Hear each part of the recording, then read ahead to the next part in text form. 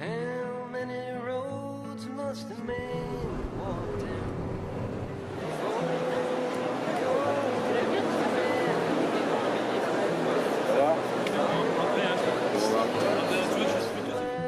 of sand before she sleeps in the sand? Si j'ai initié ce voyage en stop, c'est quand même pour la route. Parce que la route, c'est quand même ce qui, pour moi, c'est vraiment l'environnement où en effet je me sens le plus affranchi de beaucoup de contraintes. Moi, le fait de ne pas savoir le soir même où je vais être, où je vais dormir, avec qui je vais manger à midi ou pas, est-ce que je vais bivouaquer dans une grange ou au contraire être hébergé par des gens. Quand je démarre une journée de stop, je ne sais jamais comment va se poursuivre la journée. Je peux prévoir d'aller à Rouen et finalement me retrouver au Havre, ou de vouloir aller à Rennes et je suis à Brest. Et je serais presque même déçu finalement si je prévoyais Rennes et que j'arrivais à Rennes. C'est une façon de vivre qui est bien plus qu'un moyen de déplacement. C'est une ouverture à l'inconnu, c'est l'ouverture à l'imprévu. Et c'est vrai que tout ça pour moi c'est le gage d'une liberté qui me sécurise en fin de compte, alors que quand on parle du stop, ça paraît tout l'inverse. Moi, je trouve que la route est vraiment un environnement où, sans être psycho, mais je me sens pleinement moi-même. C'est pour ça que je suis un bon autostoppeur. Je suis à ma place le long des routes.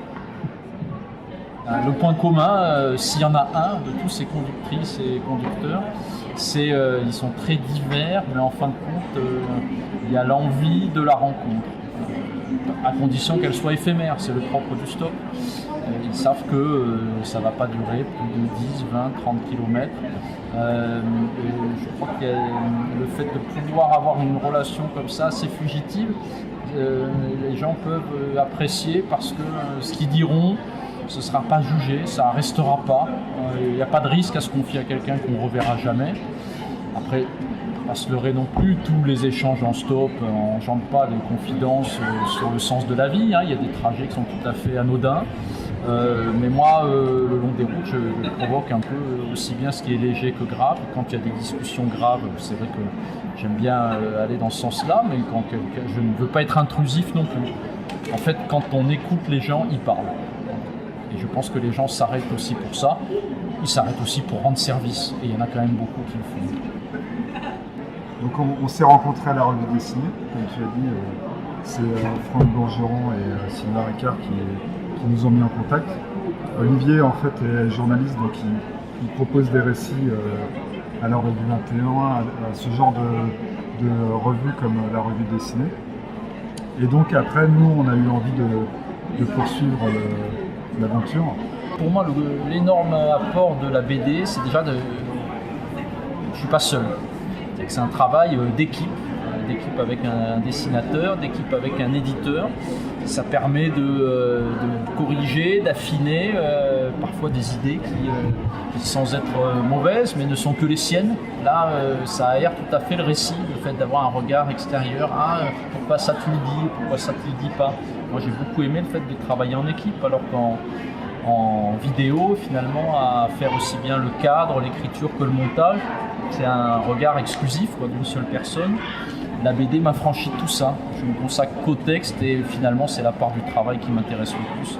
Donc on a cherché à vraiment avoir une correspondance avec des idées de métaphores. C'est vraiment sympa qu'il y ait aussi des scènes sans voiture, ou des scènes de marche, de bivouac au bord de l'eau. Et tout ça, ça amène un petit peu de la vie pour que ça ne soit pas tout le temps dans l'habitacle et que ça soit rythmé, quoi. Mais j'ai pas essayé de faire une représentation de photos ou de vidéos parce que je me suis dit que ça allait figer mon dessin. Et les paysages, beaucoup de photographie et les routes, beaucoup aussi de Google Maps, de voyage avec le Google Maps, le voyageur d'internet. Quand je dis qu'en stop, à quoi ressemblera le prochain conducteur, à chaque fois qu'une voiture s'arrête, je me demandais là à quoi ressemblera la prochaine page.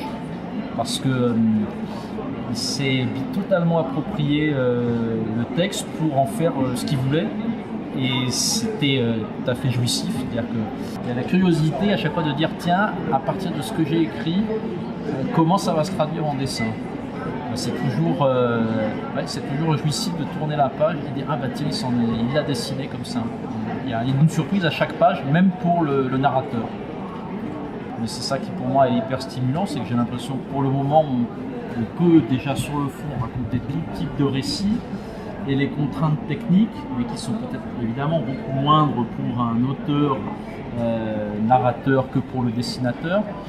Pour moi, il y en a moins en BD, par exemple, en effet, qu'en vidéo, en vidéo, ou bien même en écriture littéraire. En écriture littéraire, il faut avoir le souci de décrire les lieux pour impliquer le lecteur.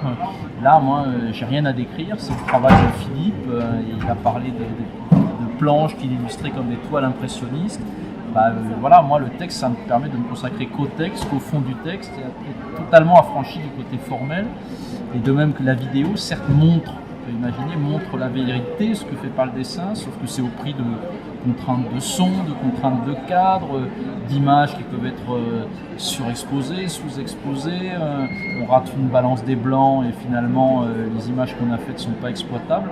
Moi en BD, pareil, en tant qu'en tout cas narrateur, j'ai aucune de ces contraintes-là. J'ai simplement un texte. Effectivement, il peut y avoir la contrainte de mettre plutôt un point à la place d'une virgule, mais c'est quand même par rapport aux contraintes évoquées avant, c'est très léger. Et c'est vrai que de nouveau, ce travail en équipe en plus permet de faire de ces contraintes plutôt un atout. Et il y a une différence entre les deux récits, un récit vidéo et un récit en BD, sur un Tour de France comme ça, c'est que dans la vidéo, il n'y a pas de narrateur. C'est vrai, on ne sait pas du tout qui est le journaliste, qui est le reporter. On ne le voit jamais d'ailleurs du documentaire. On n'entend même pas sa voix, parce que ce documentaire que j'ai fait, il n'y a pas de voix off. Donc il y a un côté tout à fait impersonnel finalement. C'est une remarque qui m'a été faite et elle est assez légitime, qui m'a été faite par des professionnels de la vidéo, des boîtes de prod. Ils disaient c'est intéressant mais il n'y a pas de point de vue. Moi je rétorquais, le point de vue c'est les gens. Ce qui est vrai, mais en BD c'était totalement différent parce qu'on a eu besoin, c'était issu de nos discussions avec Philippe et puis Dargaud, il fallait incarner le personnage, il faut un héros. Et donc le héros c'était le narrateur, et tout ce que j'ai pas mis dans le documentaire en stock parce que pour moi c'était hors sujet, pas du tout mon intention c'était pas de me raconter moi dans ce documentaire là, mais de raconter les autres. Dans la BD c'est mêlé, c'est-à-dire qu'il y a le récit des autres, de toutes ces rencontres, mais quand même avec un point de vue et un personnage qu'il fallait incarner. Et c'était bien légitime. Mes connaissances en BD sont maigres, mais il me semble que dans tout récit il faut un héros, une héroïne, et que si on avait fait le même récit sans jamais voir le personnage, par exemple là, s'il n'y avait pas de personnage, c'est sûr qu'il manquerait quelque chose à l'image. Donc on avait besoin de savoir qui était ce personnage, pourquoi il partait, et aussi de jalonner finalement ses rencontres de ses propres pensées. Ce qu'il n'y a en effet pas du tout dans la vidéo, les deux projets n'étaient pas les mêmes. Je dirais peut-être que j'étais plus pudique dans le documentaire, et là ça m'a poussé à être un peu moins impudique, mais le récit l'exigeait. La BD a besoin de nouveaux héros.